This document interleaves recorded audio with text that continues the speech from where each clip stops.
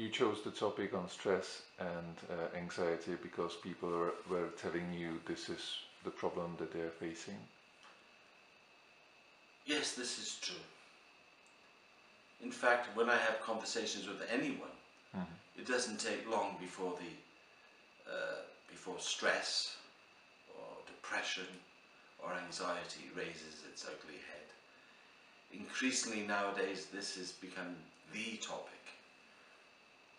and the main problem and the basic cause for illness, for disease, especially mental illness. And it's become the cause for people sort of increasingly to take more drugs and alcohol in order to block it out. Through our qi-kung system, we hope to show people there is another way, a way of overcoming and transforming these negative states of mind into positive, vital energy. I'm stressed, right? I have anxiety, I have panic attacks. Is there a quick fix or something that will be effective, that I can tell this is working? We have no quick fixes. Although I must admit with some students, it seems that the results come very quickly. But at least through our methods, we're not harming our body, our energy and our mind. I think a good analogy is that we've just bought a house, that we have a house which is soaking wet. And the first thing we do, we stop the water coming in. The second thing is that we dry out the house. The third thing is then we do the repair. So in the teaching we work in the same way. First of all, we learn how to reduce our stress by changing our situation, our circumstances and our behavior. Secondly then, we give you methods of dealing with the stress, the effects of stress in your body and in your energy and in your mind. And gradually through the practice of our techniques within our system, we bring you to a stage of balance, hopefully some peace and some contentment, which is the real repair.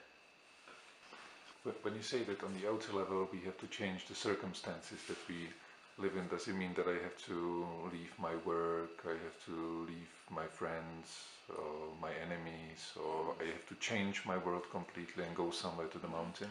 No, what it means is, in a sense, obviously the obvious things that if you're drinking yourself to death, you really need to face that, and you really need to reduce your drinking.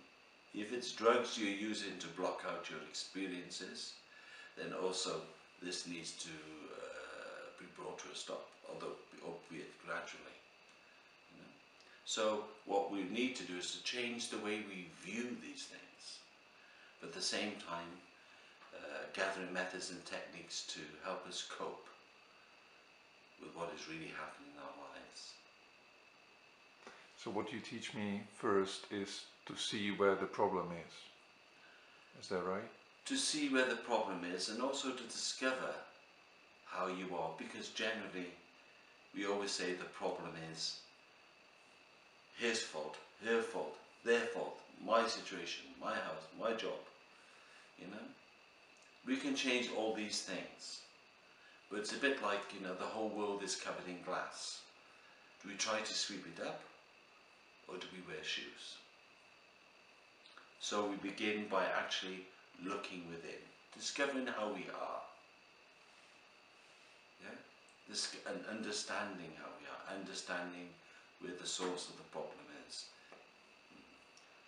And then through developing our awareness, etc., through methods and techniques, slowly, or in some cases quite quickly, depending on the individual's capacity, we transform, we overcome. It may be quite a shock to stop and look me in the eyes and seeing who I am and how I am. It may not be a nice picture. This is why we're not doing it in the evening class. This is why we spend a whole weekend where the student is supported by myself and my instructors, and also with others who are in a similar situation. You know? And so during that weekend we can help then people deal with these sometimes traumatic memories, you know, everything. Do you think there is a power in the group of students who come together, because you have beginners and you also have more advanced students? So the beginners can see that the more advanced, when they speak to them, have been through the same problems before, and they manage to overcome them. I think the greatest power actually is that they meet people who are in the similar or same situation as themselves. I know this is terrible saying that misery loves company, but if you're suffering and someone else is suffering a similar thing, there's a kind of comfort that you have someone there who's going through the same thing as yourself. But the other thing is that all of you are practicing together, and you can see in others that there is progress and that they are actually getting benefit from this. And even if you're not getting benefit, it gives you confidence that sometime, through practicing the techniques and methods of our system, that you will develop, that you will gain more control, more power, you know, more confidence in dealing with your life.